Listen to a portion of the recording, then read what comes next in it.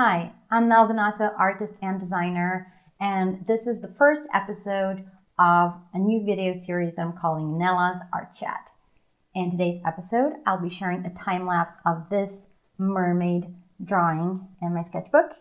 And at the same time, I'll be talking about a topic that you might be interested in if you're an artist, and that is whether you should join a month-long art challenge.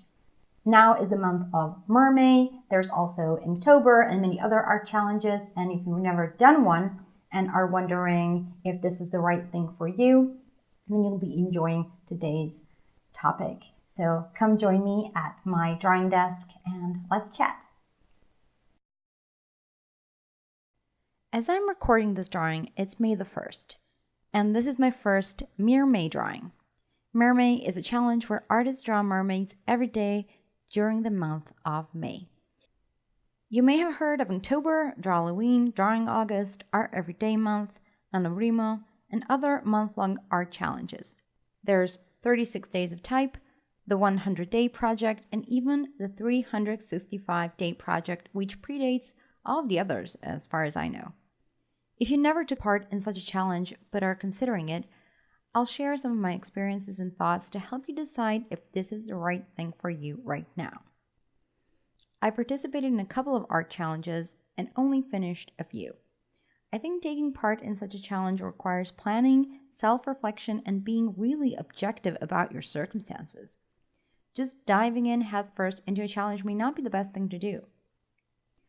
I'll start first with one of the key questions, and that's whether the challenge is a right fit for your personality. Some people naturally do well when they have group accountability, and some don't. If the idea of daily prompts sounds more like a chore than fun, don't do prompts. I never did prompts, not even my own. Working in a single medium or on a single theme for a month is enough of a constraint for me. I don't need someone telling me what to draw every day. Maybe you'll like that. Maybe it removes the issue of not knowing what to draw, and that's cool. Whatever your approach is, own it. Gretchen Rubin, a blogger and a writer who I believe also has a YouTube channel, so you can look her up, she invented a model called the Rubin tendencies. These are 4 personality types that deal with commitments in different ways: the upholders, the obligers, the questioners, and the rebels. The first type, upholders, say they will do something, and they do it. They don't need any outside accountability, and they're less likely to procrastinate than others. If you're an upholder, you don't need a challenge. You probably already draw every day just because. Or maybe you make a challenge of your own when no one else is doing it, like, for example, Sean McCabe, who said he was going to write a book in a month and then wrote it in 3 weeks. Upholders, I envy you a lot. You are a rare jewel. The second type, obligers, need outside accountability, so group challenges like these are a great way for them to create art consistently. They're the sort of people who will always do client work on time, but will let their own personal projects aside. If you say to your followers that you'll be doing this challenge, you'll feel bad if you let them down, so that will push you to create and publish something so you don't look like a flake. The third type, questioners, will do something if they see a good reason to do it. Like if you tell them they need to practice anatomy so their character drawings look more believable, they'll do it. They'll just need a little extra motivation, and they'll never agree to doing something that seems useless. I would expect that questioners would look up a video or a blog post like this that explains the benefits and the pitfalls of art challenges to help them make a decision.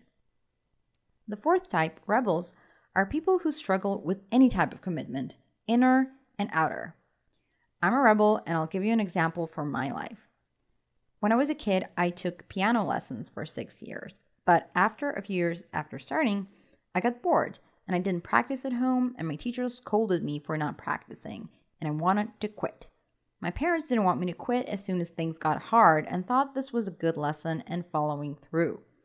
Then a few years later, the price of the piano lessons went up, and my parents said, "We thought about it, and we don't think we can afford these lessons anymore." You wanted to quit anyway, so now would be a good time. And I got flustered and begged them to keep me enrolled. I promised that I'll practice every day and complete my classes. And I did. I got serious, I practiced for an hour every day and made real progress with my piano skills.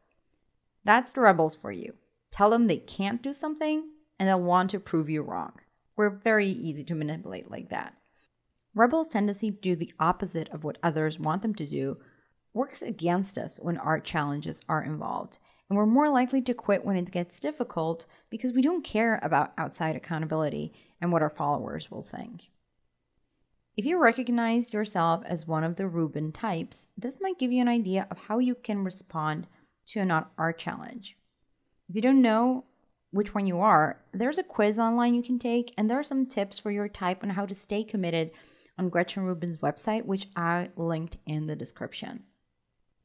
The other very important aspect is what is going on in your life and what kind of a commitment can you fit in.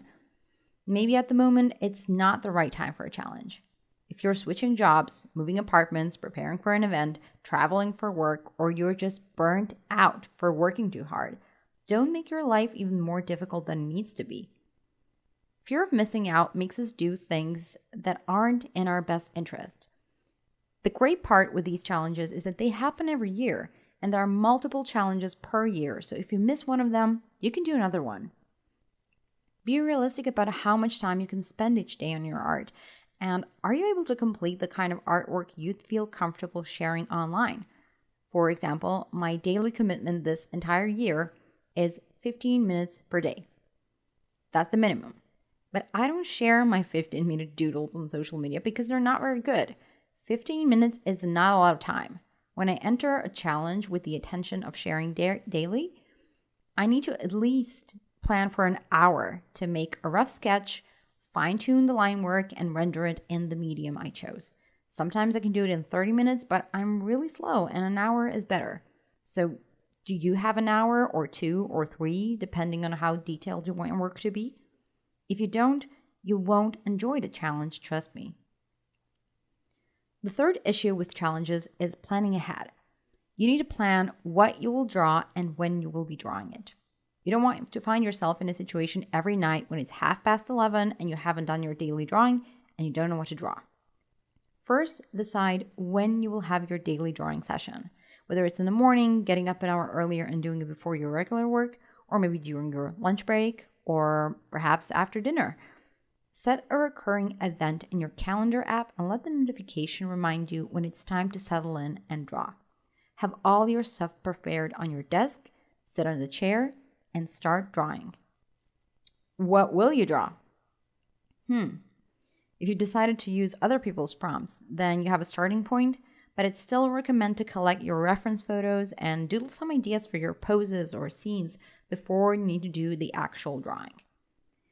If you're drawing without prompts, I'd suggest doing a couple of idea generating sessions before and during the challenge, and always have a list of at least 3 to 4 ideas so you don't find yourself uninspired. The idea generating sessions can be just writing down stuff or making thumbnail sketches of scenes and poses. Just write or doodle any idea you come up with so you have plenty of ideas to choose from. This method helped me a lot in art challenges or when I needed to complete a sketchbook for an art show. Again, collect references in advance when you have more free time so you can focus on drawing. And lastly, choose your theme and medium carefully so you don't get bored with it halfway. During the Art Everyday month in 2014, my theme was Month of Fairies. And there's a video with my sketchbook tour of that challenge you can check out in the description. I was drawing a lot of fairies anyway, so I didn't expect to get bored and run out of ideas. And I really didn't. I often draw mermaids too, and I've made over a dozen mermaid sketches and paintings by now, so I didn't really expect to get fed up with mermaids quickly. I could draw skulls all month long, no problem, maybe even all year long. I've probably sketched over hundreds of skulls in my life. Maybe there's something you love drawing so much you can never get bored, and a month-long challenge can push you to think of new concepts instead of going just with the most obvious ones. It can be pretty healthy for your development, and also to finally finish some of the ideas you might have thought of before but didn't get around to. Overall, I think art challenges can be beneficial, but I wouldn't recommend going into them just because of fear of missing out. Really weigh pros and cons for your situation at the moment. And if now is not a good time, don't worry, You can do it later. There will be more of these challenges, and just take good care of yourself right now. If you're burned out, don't challenge yourself. Just get better first. If you do decide to pursue an art challenge, I wish you the best of luck. And if you want to see how my Mermay is progressing, follow me on Instagram at Nelchee, Nelchee, or on my Facebook page, Naldonato Art and Design, where I'll be posting all my updates. Thanks for watching, and see you in the next episode of Nela's Art Chat. Bye-bye.